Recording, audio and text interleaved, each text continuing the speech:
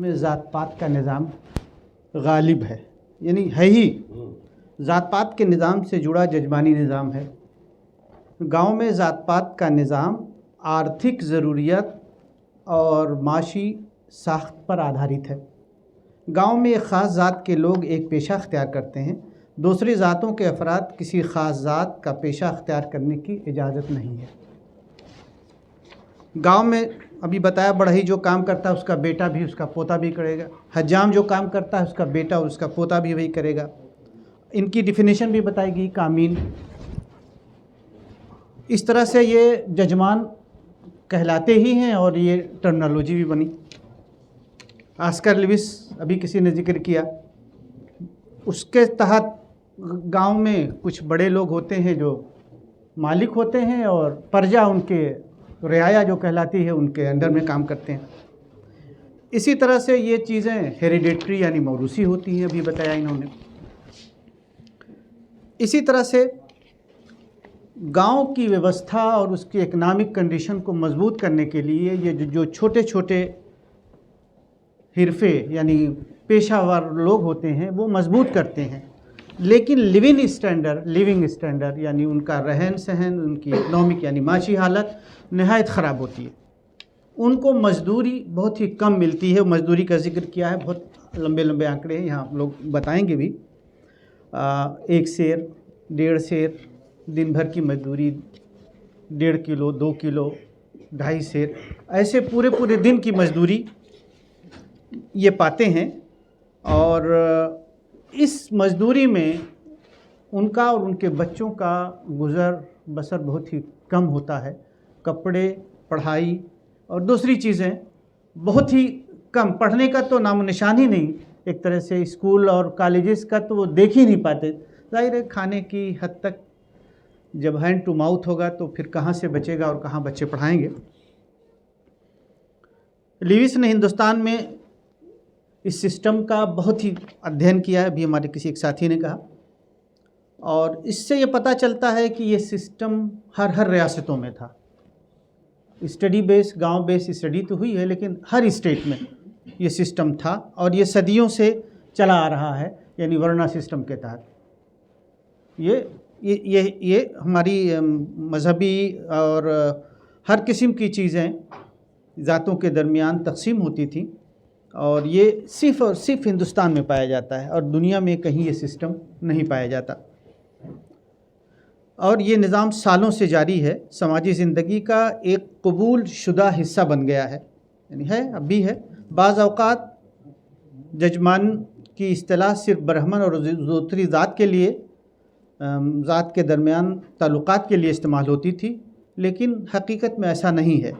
कोई भी इदारा दीगर मामलात के मखसूस अरकान की ख़ास खिदमत हासिल कर सकता था, यानी एक दूसरे की भी वो खिदमत कर सकते थे, लेकिन लिमिटेड।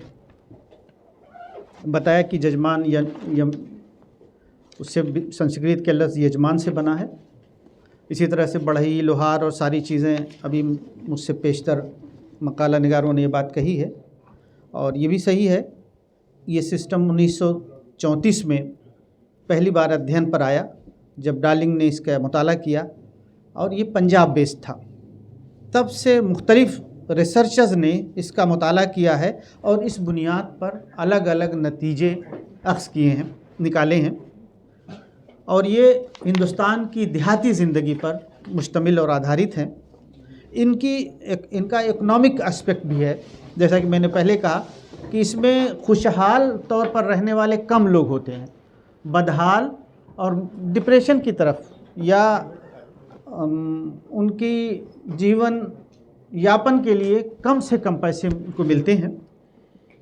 और ये सारी चीज़ें इनकी खुसूसियात है, ये पुश्तैनी है, मौरूसी हैं, और ये सारी चीज़ें बहुत लंबे इस सब पेपरों में आया है। अब मैंने इसका फ़र्क बताया है, और फिर मैं अपने आर्काइव्स में इसको मैंने ओरिएंटल डिपार्टमेंट से तलाश करना शुरू किया कि इस पर कुछ डॉक्यूमेंट मुझे मिले। तो मैंने मोरलैंड का एग्रेरियन सिस्टम और इरफान हबीब साहब का agrarian system in Mughal India को देखा। उनमें उन्होंने इस डॉक्यूमेंट को इस्तेमाल किया है, और ज़्यादातर मज़दूर जो इस्तेमाल होते थे वो खेती बाड़ी के लिए इस्तेमाल होते थे, बागान में बागों के रखवाले और फलों के तोड़ने और उसके काम के लिए होते थे, सब्ज़ी उगाने के लिए और उसके बेचने के लिए इस्तेमाल होते थे। इस पर उन्होंने बहुत बहस की है और ओरिएंटल रिकॉर्ड्स भी यूज़ किए हैं। इनमें ओरिएंटल रिकॉर्ड्स में इलाहाबाद डॉक्यूमेंट्स के तौर पर 70 डॉक्यूमेंट हमें मिले जो 1656 से 1812 तक कवर करते हैं। ये जजमानी सिस्टम, पुश्तैनी यानी मौरूसी ग़ुलामी पर आधारित हैं और स्पेशली औरतों की दशा, औरतों की क्या हालत थी और वो मजदूरी से लेकर छोटे बड़े काम किस तरह से करते थे और किस तरह से वो अपने घर के खर्च में भी मदद करती थी वो औरतें, उन पर ये आधारित है। और उनके बारे में ये बताता है कि समाज में यानी सोसाइटी में उनका योगदान क्या था। ये डॉक्यूमेंट जो इलाहाबाद डॉक्यूमेंट के नाम से कहलाते हैं, इस पर काम कम हुआ है, इस पर ज़रूरत है काम करने की। और इस पीरियड में ख़ास तौर से 1656 से 1820 के दरमियान रिसर्च स्कॉलर इस पर काम करें और इस सिस्टम को बताएं कि इलाहाबाद डॉक्यूमेंट्स के नाम से है कि किस तरह से काम किया जा सकता है और औरतों की हालत को दर्शाया जा सकता है कि समाज में उनका योगदान क्या रहा है इस सिस्टम के तहत।